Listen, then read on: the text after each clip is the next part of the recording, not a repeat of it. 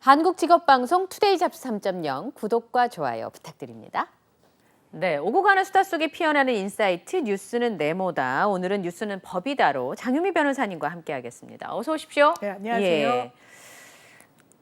이건 최근에 많이 보도됐던 내용의 정반대의 케이스인 거잖아요. 남자친구한테 성폭행 당했다라고 하면서 30대 여성이 112에 신고를 했는데 거짓말이었습니다. 이유는 남자친구가 내 전화를 받지 않아서 라고 했다고 하는데 성폭행을 당했대. 이거 엄청난 범죄 사실인 거잖아요. 이거 거짓말이었으면. 이게 정말 수사기관에 제가 관련해가지고 오늘 방송을 준비하면서 여러 허위 신고들 좀 유사한 걸 좀 찾아봤어요. 일단 이번 건은요, 한 번 그런 거예요. 예. 저 남자친구한테 지금 성폭행 당했어요. 지금 그 현장에 순찰차가 3대가 출동을 했습니다. 굉장히 엄중한 상황인 거예요. 그렇다면 바로 검거해야 되고 긴급 체포해야 되고 네. 그러니까 수사 인력도 많이 나갈 수밖에 없는 상황인데 거짓말이었어요. 당신 왜 허위로 거짓 신고했냐라고 했더니 제가 남자친구한테 데리러 오라고 했는데 데리러 오지 않는다라고 해서요. 라고 실토했습니다. 에?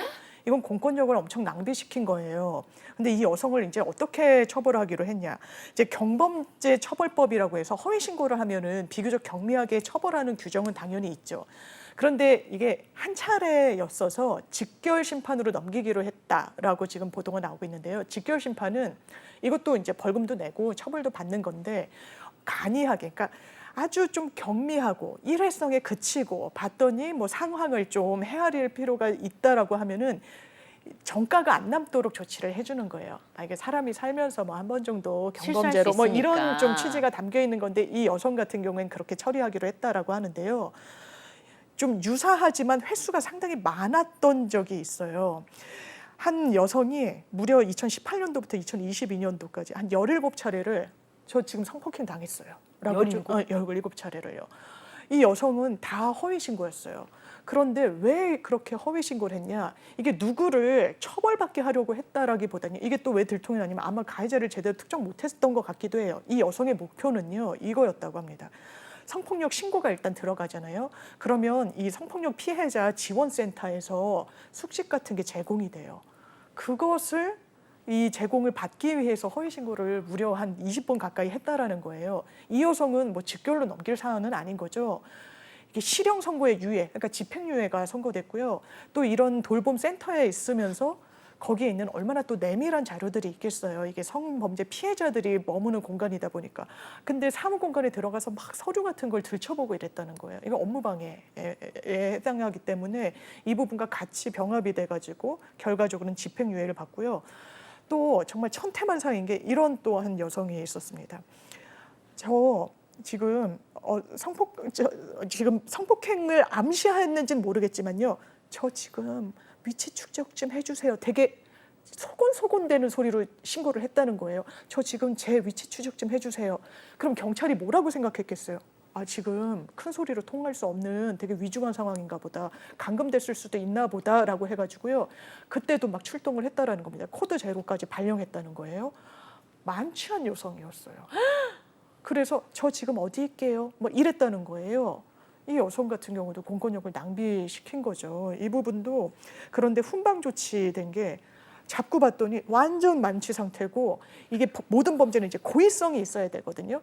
근데 일부러 그랬는지조차에 대한 인식 자체가 없었던 거예요. 그래서 이제 뭐 별도로 형사처벌까지는 가진 않았는데 이거는 왜냐하면 공권력이 한번 출동하면 정말 필요한 곳에 못 갈 수 있어요. 그렇죠. 본인은 장난이고 뭐 술 취해서 그랬다고 하지만 이런 부분에 대해서는 좀 엄중하게 대처할 필요가 또 있어 보입니다. 그러면 어쨌든 지금 말씀해 주신 변호사님께서 얘기하신 부분은 대부분 다 경미한 처벌로 그쳤지만 예를 들어서 남자친구에게 성폭행 당했다고 주장을 했으면 그 남자친구는 뭐가 되는 거예요. 그렇죠. 그러다가 잘못 이 상황이 신고뿐이 아니라 뭐 그런 얘기를 공공연하게 해가지고 다른 사람이 알게 돼서 이 사람이 나중에 무죄가 밝혀져도 씻을 수 없는 상처가 그런 되기도 경우가 하잖아요. 또 왕왕 있었죠. 이게 무고입니다. 사실은 허위 사실을 수사기관에 수사를 해달라며 진정을 하거나 고소를 하거나 고발을 하거나 어떤 형태든지 수사가 개시되게끔 하면은 그건 무고예요. 여기서는 이제 수찰차가 출동하고 끝났기 때문에 막 무고로까지, 왜냐하면 무고는요 허위 사실로 고소했다라고 하면 무고 인지를 하게 돼 있습니다. 인지라는 건 특별히 이 사실상 이제 피해를 당한 무고의 피해자가 문제 제기를 하지 않더라도 수사기관이 검찰이 인지해서 수사할 수 있는 사안이에요. 그리고 과거에는 저희가 무고라고 하더라도 아예 뭐 허위 사실이 관여되더라도 뭐 자기가 피해당한 사실을 수사기관에 좀 헤아려 주세요라 하는 과정 중에 좀 어느 정도의 그런 허위가 개입할 수도 있겠지라고 어떻게 보면 좀 봐주는 그런 추세랄까요? 분위기도 있었는데 요즘 그렇지 않습니다. 저는 그래요? 무고로 법정 구속되는 사례도 봤고요.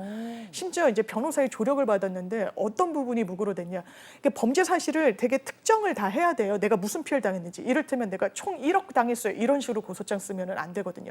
언제 며칠 무슨 명목으로 1,000만 원, 언제 무슨 명목으로 3천, 이런 식으로 다 하나하나 분별해야 되는데 이게 조금 틀린 거예요. 네. 그런데 변호사 조력을 받아서 고소장까지 썼는데 실제로 허위 사실이 들어갔다라는 내용으로까지도 엄정하게 무고죄로 보고 있거든요. 지금은 심지어 실형 선고를 할 정도로요. 네. 그래서 허위 신고하시는 건 상당히 위험할 수 있습니다. 예.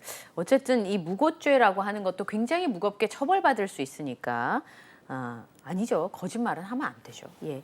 자, 오늘 두 번째 이야기는요. 뉴스는 법이다라는 이야기로 준비를 좀 했습니다. 이해람 중사 고 사망 사건에 대해서 부당하게 개입한 혐의로 말하자면 이 수사에 영향을 줄 수 있는 압력을 가했다라고 하는 혐의로 전익수 전 공군법무실장이 1심 법원에 이제 판단을 받았는데 무죄를 선고를 네. 받았거든요. 근데 법원에서 희한한 얘기를 했어요. 분명히 잘못됐다.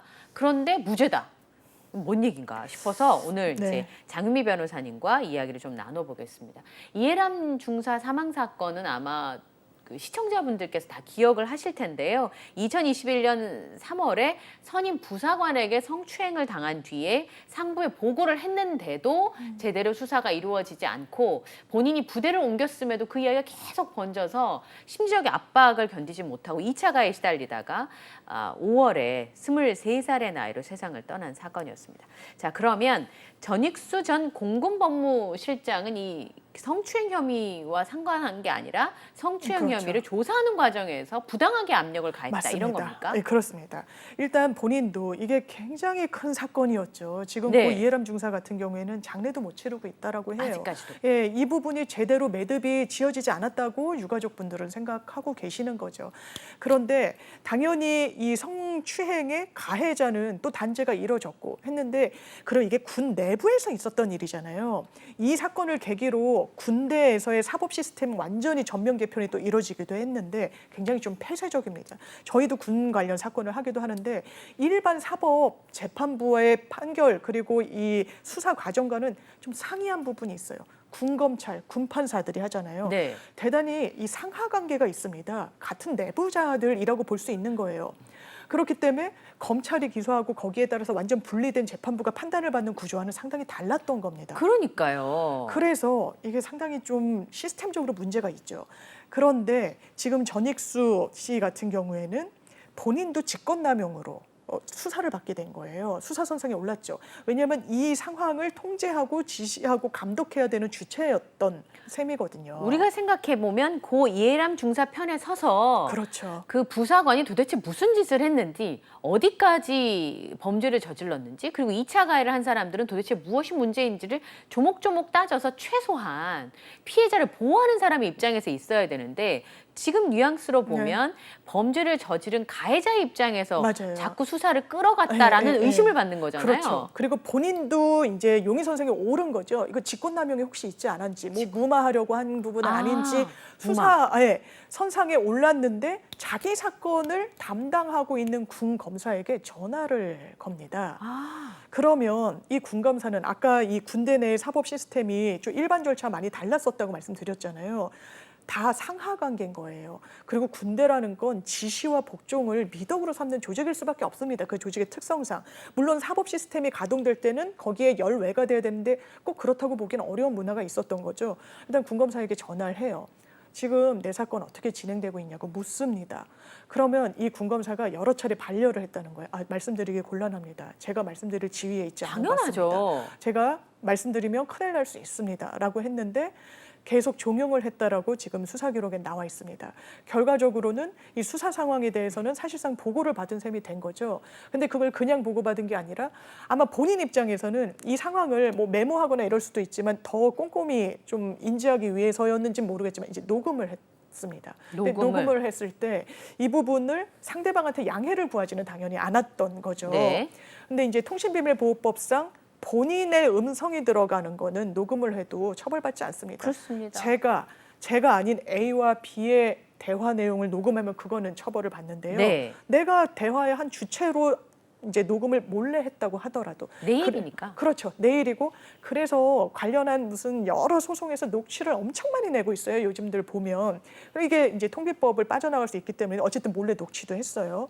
부적절하죠. 그렇죠. 이거는 좀 통상적인 어떤 지시 감독에선 벗어나고 본인이 또 당사자 지위에 있다면 하지 말았어야 되는데 사실상 본인이 위에 상관이라는 지위를 이용한 거 아니겠느냐라고 해서 재판에 넘겼지만 일단 무죄가 나왔던 거고요.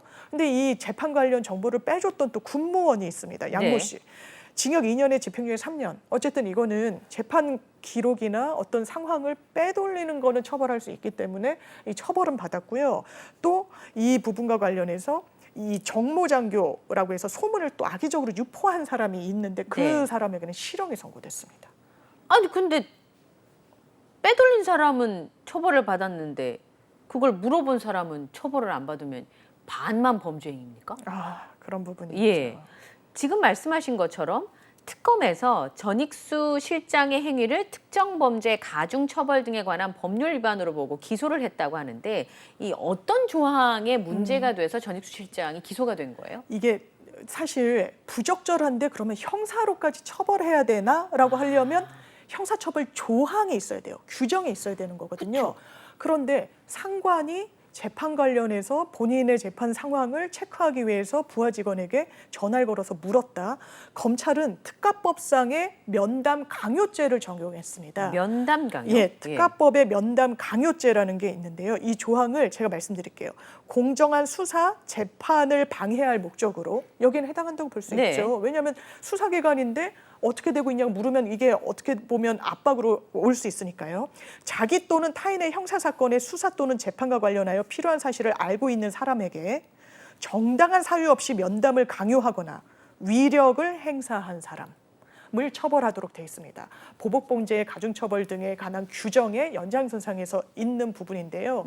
이게 징역형도 선고가 가능하도록 3년 이하의 징역 또는 300만 원 이하의 벌금형에 처한다고 되어 있어요. 그런데 과연 전익수 씨의 상황이 여기에 딱 들어맞느냐와 관련해서 재판부가 그래 보이지 않는다라고 하는 거예요. 그러니까 재판 관련해서 필요한 사실을 알고 있는 사람에게 접근한다고 볼 수는 있죠.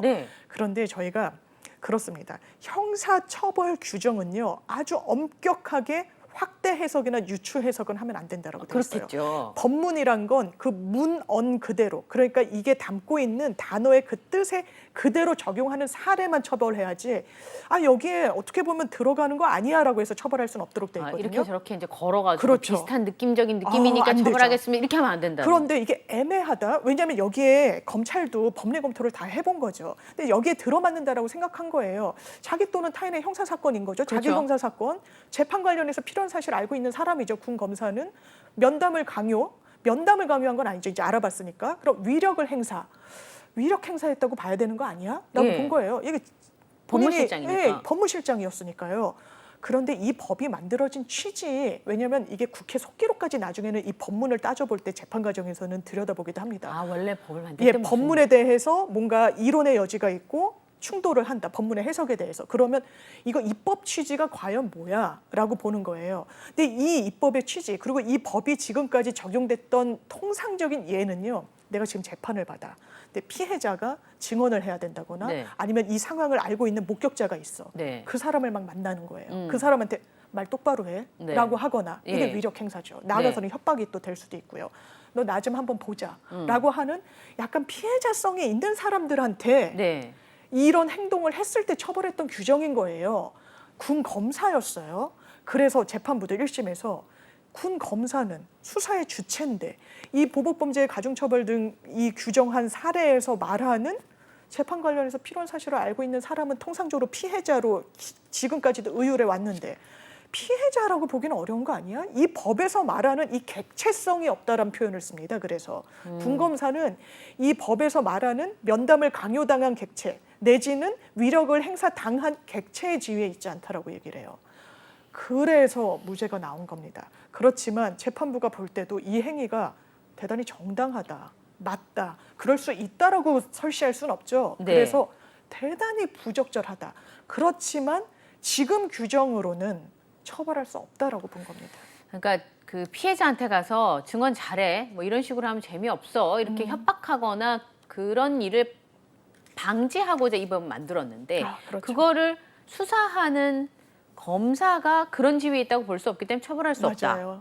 그러면 재판부의 판단 중에서 이런 게 있었다는데요. 군 검사 등의 수사관계 공무원한테는 이거를 네. 적용할 수 있는 법이 아니다. 맞습니다. 지금 말씀하신 것처럼 네. 그렇게 얘기를 했는데 그럼 현행법상 공무원한테 위력을 예. 행사했을 때 그걸 처벌할 수 있는 법규가 없습니까? 예, 왜냐하면 지금 말씀드린 특가법이 아니면 뭔가 이거 공무집행 성격의 또 네, 네, 법적 네. 평가가 가능해 보이잖아요. 네.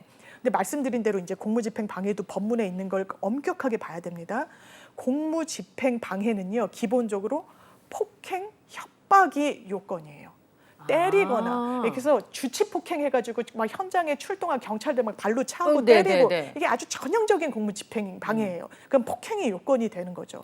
아니면 공무원을 막 겁박해요. 협박하고 너 내가 누군 줄 알아? 너 상사한테 어쩌고 저쩌고 이런 게 협박인 거죠. 이거 공무집행 방해예요. 정당하게 공무를 수행하려고 하는데 이런 겁박성 발언으로 내지는 정말 물리적인 유형력 행사로 하는 부분. 그러면 공무집행 방해 위력이라는 건 요건으로 돼 있는가? 네. 돼 있지 않아요. 위계는 돼 있어요. 공무원한테 막 속이는 거예요. 위계라는 게 이제 저희가 일상적으로 쓰는 용어에서 위계 서열 이런 표현을 쓰는데 법문에서 위계는 거짓말한다는 뜻이에요. 속여 먹는다라는 네. 뜻인데 공무집행의 위계는 처벌하는 조항이 있는데 또 위력은 없어요. 이 사람이 이 전익수 전 실장이 속인 건 아니잖아요. 그냥 알려줘 이런 거잖아요. 그러니까 이렇게 눈에 힘준 거잖아요. 그렇죠. 예. 그래서 위력은 행사했다고 볼 수가 있겠지만 그걸로 처벌하는 공무집행 방해 조항은 없고 이게 이제 또 가벌성 때문에 그래요. 그러니까 어떤 범죄의 가해자로 처벌하는 게 너무 또 넓어지는 거는 경계해야 되거든요. 근데 업무 방해는 또 위력과 위계 두 개가 다 요건이에요. 그러니까 남의 가게 가가지고 막 깽판 치고 이런 거는 이제 업무 방해예요. 이건 공무집행 방해도 마찬가지예요. 근데 위계도 요건이에요. 그러니까 막 속여가지고 이를테면 막 머리카락 안 나왔는데 머리카락 나왔다고 네네네네. 식당에서 이거는 위계잖아요. 그러니까 위력을 행사한 건 아니잖아요. 그것도 업무 방해로 처벌받는 거거든요. 이를테면. 근데 공무집행은 좀 다른 거예요. 약간 어떻게 보면 이제 위계 요소가 있더라도 처벌까지 하는 건 좀 그렇다라고 이제 봤을 수도 있는데요. 어쨌든 그렇기 때문에 공무집행 방해로는 검찰이 이걸 적용할 수가 없었던 거예요. 아, 근데 변호사님 그 재판부가 이렇게 얘기했던데요. 이는 수사의 공정성과 신빙성을 현저히 훼손하는 매우 부적절한 행위임을 지적합니다. 아무런 처벌을 하지 않음으로써 그 행동이 형사법적으로 정당화되고 이와 유사한 행위가 군에서 반복돼서 국민의 신뢰를 회복하기 위해서 뼈를 깎는 고통 중인 군 사법기관의 노력에 이 판결이 찬물을 끼얹게 되는 것은 아닌지 무거운 마음을 금할 수는 없지만 무죄를 선고합니다. 그렇죠.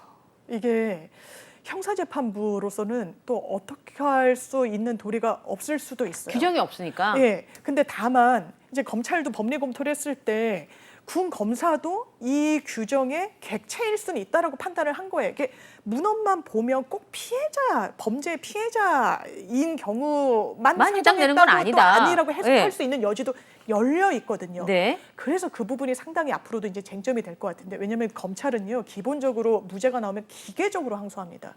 공소유지가 잘못됐다라는 거잖아요. 네. 그러면 일단 이 들어간 비용까지도 법무부에 청구를 할 수 있어요. 예, 피고인은 네. 당신들 때문에 내가 왔다 갔다 하면서 일상이 그렇죠. 방해받으면서 했다. 그러면 그런 선례를 남길 수가 없는 거예요. 그러네요. 그런데 이런 경우들이 상당히 많죠. 이를테면 이제 채널A 사건에서도요. 이게 뭐 강요 미수죄에 무죄가 나왔는데 재판부가 이제 유사하게 설시를 합니다. 이게 강요 미수의 증거가 좀 부족하고 한데 대단히 부적절한 취재 간행으로 음. 취재를 했다는 거예요. 일단 수감돼 있는 사람은요, 대단히 압박을 받습니다. 기본적으로. 그리고 수사를 받는 상황이면 더 그렇죠. 빨리 나가는 게 목표인데. 네. 근데 그걸 지렛대로 취재하는 거는 일단 정당하지는 않은 그렇죠. 거예요. 뭐 당신은 어떻게 될 줄 알아라는 약간 겁박성. 그래서 강요미수죄로 이제 기소까지 됐던 건데, 그리고 해당 기자는 뭐 자신이 사용했던 취재와 관련된 여러 뭐 핸드폰 내지는 이 노트북 같은 걸 다 파기하고 뭐 이랬던 정황도 이제 설치가 돼 있거든요. 그런 거예요. 우리가 지금 현행 규정상 그리고 증거가 현출된 내용상으로 봤을 때는 유죄, 그러니까 심증이 흔들리지 않아야 유죄 선고할 수 있는 거예요. 무죄라 이제 그런데 좀 흔들리는 거죠. 이것만으로 이게 강요미수죄가 될 수 있을까? 그래서 무죄를 선고하긴 하지만 대단히 부적절하다고 꾸짖듯이 설치하는 경우들이 또 왕왕 있습니다.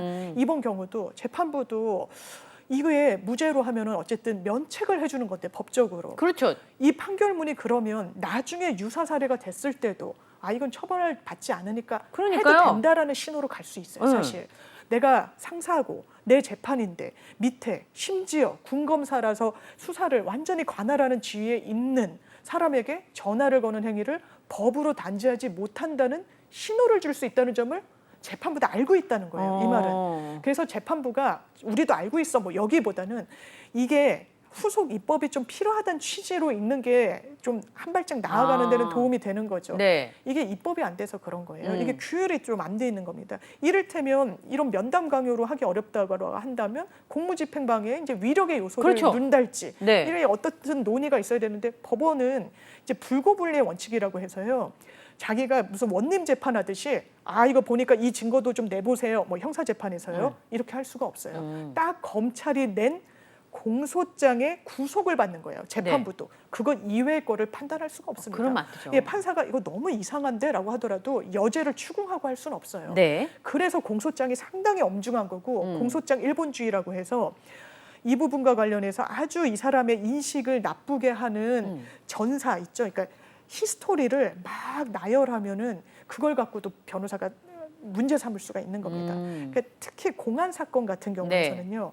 이 사람이 뭐 이를테면 반체제 사상을 갖게 됐다라고 하면 이 사람이 그런 사상을 갖고 있습니다라는 말로는 좀 부족하잖아요. 네.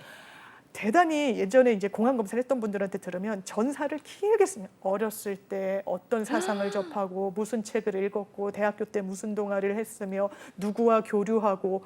근데 어떻게 보면 지금 재판받는 사건과는 좀 결이 다를 수도 있고 거리가 있을 수도 있는데 이제 공소유지를 해야 되는 검사 입장에서는 이런 어떤 행위까지 오기까지의 어떤 배경 설명이다라고 주장하는 거고 변호인 입장에서는 이 어떤 인상을 나쁘게 하거나 사상적으로 마치 대단히 좀 편향에 있는 것처럼 사건과 무관한 사실관계를 길게 쓴다라고 또 다투는 거거든요. 이게 지금도 정치적으로 좀 문제가 되는 사건들, 언론 주목도가 높은 사건에서는 그러니까 일반 사건에서는 공소장 일본주의를 잘 다투질 않아요. 그냥 드라이하게 쓰거든요. 근데 이제 정치적인 사건에서는 엄청 그 전사를 지금도 길게 쓰고 있어서 이런 문제까지 한번 좀 지적해 볼 수 있을 것 같습니다. 예. 어쨌든 그러면 재판부에서는 문제가 되는 건 맞는 것 같은데 지금 법이 없으니까 처벌할 수 없으니까 좀 만들어야 되겠다라는 필요성을 좀 보여준 것 같은데요.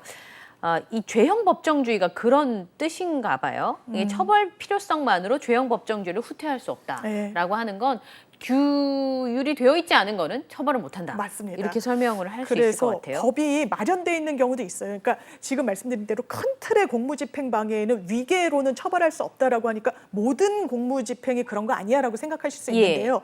깨알같이 규정을 말씀 주신 대로 죄형 법정주의니까요. 이를테면 소방공무원한테 막 위계 이거는 좀 다르잖아요. 네. 일반적인 공무집행 무슨 이제 구청에 계신 분들이나 동사무소에 계신 분들에게 좀 속에 있는 거랑 이 소방이라는 엄청난 위중한 상황에서 거짓말을 하는 건 좀 법적 평가가 다르잖아요. 네. 그래서 소방 공무원에게는 이런 소방대의 화재, 진압, 구급 활동을 위력으로 방해하는 행위는 또 처벌할 수 있도록 그렇게 좀 규정을 마련해 둔 경우도 있고요. 이러니까 이제 또 군 검찰 그리고 이번에 이해람 중사와 관련해서 발의된 특별법에는요. 뭔가 위력이나 위계 행위로 수사를 방해하는 행위도 처벌할 수 있도록 법적 규정을 또 가져갔던 측면이 있기도 합니다. 근데 중요한 건 특히 형사법 체계에서는 죄형 법정주의가 상당히 중요한 거죠. 근데 당시에 이제 지금 고 이해람 중사는 장례를 못 치른 상황이고 유족들의 입장은 정말 뼈가 녹아내리는 상황일 텐데요. 이해람 중사 아버지인 이주환 씨와 전익수 전 공군 법무실장이 재판 당시에 좀 충돌이 있었던 것으로 전해지고 있거든요. 예, 이게 사실상 마지막 선고 공판 때 이제 발생했던 일인데요. 네. 유가족분들도 이게 이제 무죄가 나올 수 있다라는 예측 기사 같은 건 좀 있었었죠. 그런 부분과 관련해서 어떻게 나올지 상당히 좀 긴장하면서 들으셨을 거예요. 당연히 모든 재판은 공개 재판이기 때문에 네. 유족분들도 참관을 하실 수가 있는 거고요. 그러니까 법정 밖에서부터 일종의 소란이 발생한 거죠. 이렇게 얘기를 한 거예요. 이제 유족분들은 당연히 그 얼마나 그 분노가 크시겠어요. 네. 그러니까 무릎 꿇고 사죄해라고 막 소리를 지른 거예요. 전익수 실장한테. 예, 이제 들어가는 전익수 실장한테 그런 이제 호통을 치신 건데, 그러면 저희가 통상적으로 예측하는 광경은 그냥 이제 묵묵부답으로 들어가는 거잖아요. 네. 그런데 그렇게 대응하지 않았다라고 해요. 갑자기 몸을 딱 틀어서 유족분들한테 이제 뭐 또 큰 소리가 오가는 광경이 펼쳐졌다라는 거죠. 그래서 이 부분과 관련해서 무릎 꿇고 사과해. 할 말 있으면 해봐. 이랬더니 그 전익수 실장이 네. 한번 그러면 말씀 한번 해보세요 라고 했다는 거예요. 큰 소리로 서로. 그러면 감정이, 지금 사람이 죽었어요. 그것도 네. 극단적인 선택으로. 유족들의 마음은 좀 헤아릴 수가 없을 겁니다. 예. 전익수 전 실장도 피고인으로서 재판을 받는 입장이었지만 그러면서 또 이 양측의 몸싸움까지 벌어졌다는 예. 거예요. 그러면 들어가기 전에도 이런 신경전이 상당히 있었던 건데 선고를 할 때에는 더 난리가 좀 났다고 봐야 되죠. 이제 네. 무죄라고 할 때 그 재판부의 마음도 무겁고 그걸 듣는 사실 유가족분들의 마음도 좋지 않고, 네. 그리고 이제 전익수 전 실장 같은 경우에도 당연히 좋지 않겠죠. 근데 나오면서 어쨌든 죄송합니다라고 이야기를 하고 갔다라고 해서 이 부분이 참 아직도 풀리지 않는 현재 진행형의 문제구나 이런 생각이 듭니다. 예, 말씀하신 것처럼 그 군 안에 있는 수사 사실을 빼돌린 사람은 집행유예긴 하지만 처벌을 받았는데 전화해서 물어본 사람은 당사자임에도 불구하고 처벌을 받지 않았다는 게 사실 유족의 입장에서는 납득을 할 수 없는 내용이긴 하거든요. 그러면 법이 어떤 면에서 굉장히 이렇게 두부를 탁 칼로 자르는 것처럼 이렇게 딱 정리해 줄 것 같지만 또 이런 면에서 보면은 오히려 가해자가 피해자가 되고 피해자가 가해자 되는 거 아닌가 싶은 생각이 좀 듭니다. 그렇죠. 예. 이게 정말 형사사건에서는요.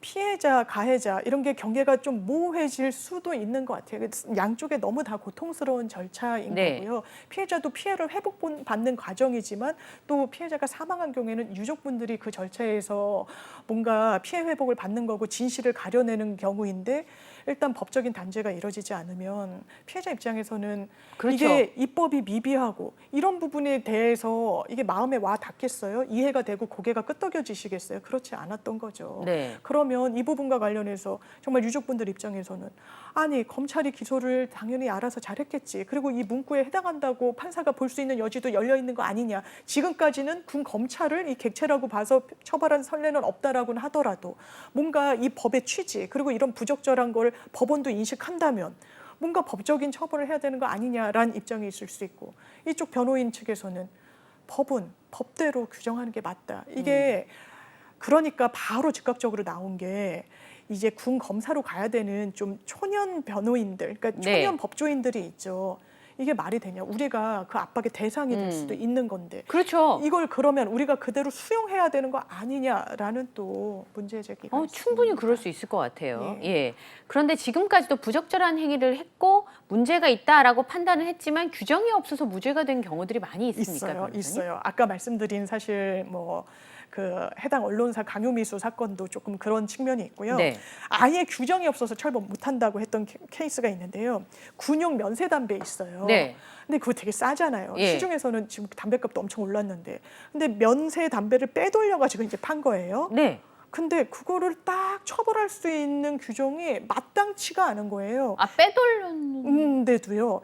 그래서 일단 대법원까지 갔는데 처벌 규정 없어 무죄가 나온 케이스가 2017년도 4월 달에 아이고. 있었어요. 예. 그리고 청소년들 이제 미성년자죠. 네.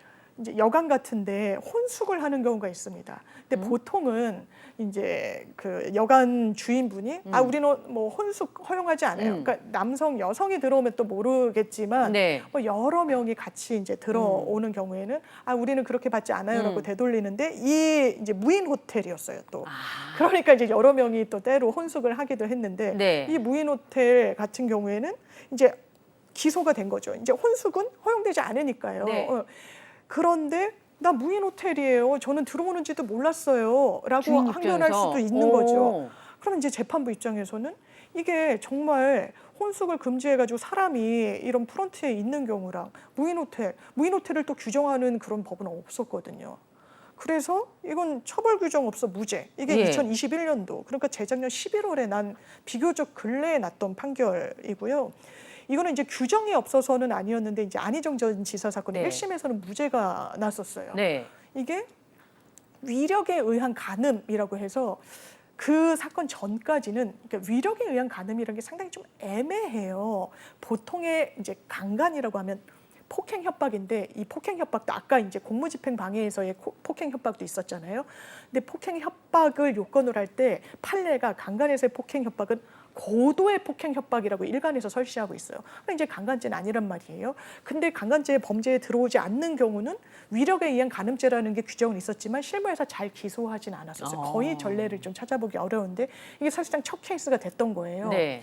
재판부도 고민이 있는 거죠. 이 부분이 이제 폭행 협박이 있었던 거는 뭐 상호간의 다툼의 여지는 없었고, 네. 근데 이게 지사라는 어떤 지위 그리고 이 비서진이라는 뭔가 이 더 지원을 해야 되는 그 상황에서 이걸 위력이라고 볼 수 있을 것인가 1심은 아니라고 봤던 거고요. 네. 항소심 대법원은 이거는 위력에 의한 간음이라고 봤던 거죠. 그러니까 재판부도 고심이 깊죠. 이게 한 사람의 인생을 좌지우지할 수 있는 거예요. 네. 그랬을 때 재판부마다도 이렇게 다른 판결을 하는 경우들이 또 있는 상황입니다.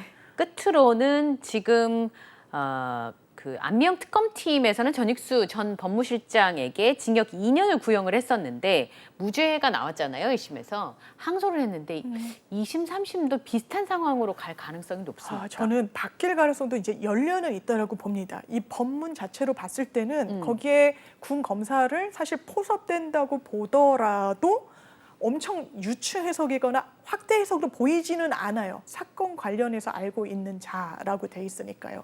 또 위력의 범위라는 게 상당히 모호하긴 한데요. 이제 막 물리적인 유형력을 행사한 건 아니라도 상하 지위의 관계에 있다면 뭔가 지시를 받았을 때 함부로 거절하기 어려운 사정 같은 걸 위력이라는 개념으로 또 넣을 수도 있어서 이 부분에 대해서는 그런 법리 검토를 거쳐서 이런 특별검찰도 항소를 한 게 아닌가. 그래서 네. 한번 끝까지 이 사건은 지켜봐야 될 것 같습니다. 이 부분에 대해서는 법적인 논리를 굉장히 탄탄하게 갖추지 않으면 1심과 같은 결과가 나올 가능성이 좀 높은 상황이니까 그렇긴 합니다. 안미영 특검팀의 활약을 좀 기대를 해보겠습니다. 뉴스는 법이다. 장은미 변호사님과 함께했습니다. 고맙습니다. 감사합니다. 네.